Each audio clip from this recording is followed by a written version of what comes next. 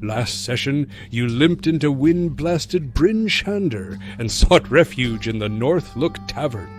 Gork continued to pose heroically by the hearth to impress a quartet of lady rangers, while the rest of you joined Drist and Brunor for ale and gossip, following Lucian's banjo duel with the visiting bard from the Harpers. Conversation turned grim. The town elder has revived the old human sacrifices to appease Auril, and the cleric's naked night run that decides new initiates is only 2 days away. Deciding to stay for the night, you arranged 5 rooms, paid well for endless drinks, and scattered at bedtime, despite Gork's reminder that you had vowed never to be alone since learning of the Mind Flayer invasion. Gork decided to stay awake and keep a watch on things. Deep in the night, Orin heard a frantic tapping on his window.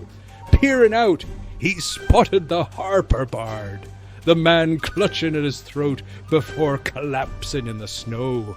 Orin went to fetch Gork, and the pair dragged the now dead minstrel inside, discovering his throat had been cut by something impossibly sharp. Fearing a trap, they hauled the corpse back outside, tried wiping the blood from the wall, and braved the blizzard to track the killer.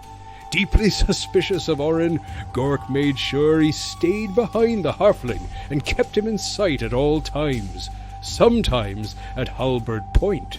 The trail died at the privy, where they found splashed blood and clear signs of a struggle, but the storm had erased every footprint. They returned soaked and exhausted to the tavern.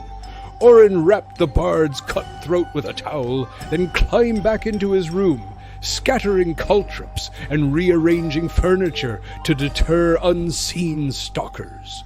Orin then decided to explore the tavern to see if the killer was at large, and moved back and forth through the common room multiple times, leaving trails of dripping water and disturbing several grumbling patrons who were trying to sleep.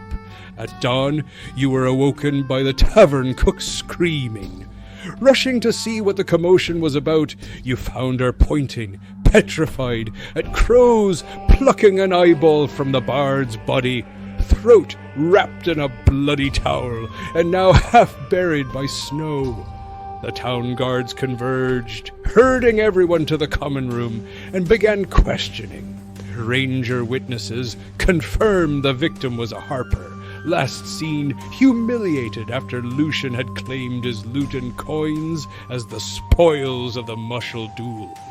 Suspicion mounted when guards noticed a towel missing from the storeroom, one Orin had hidden beneath his coat.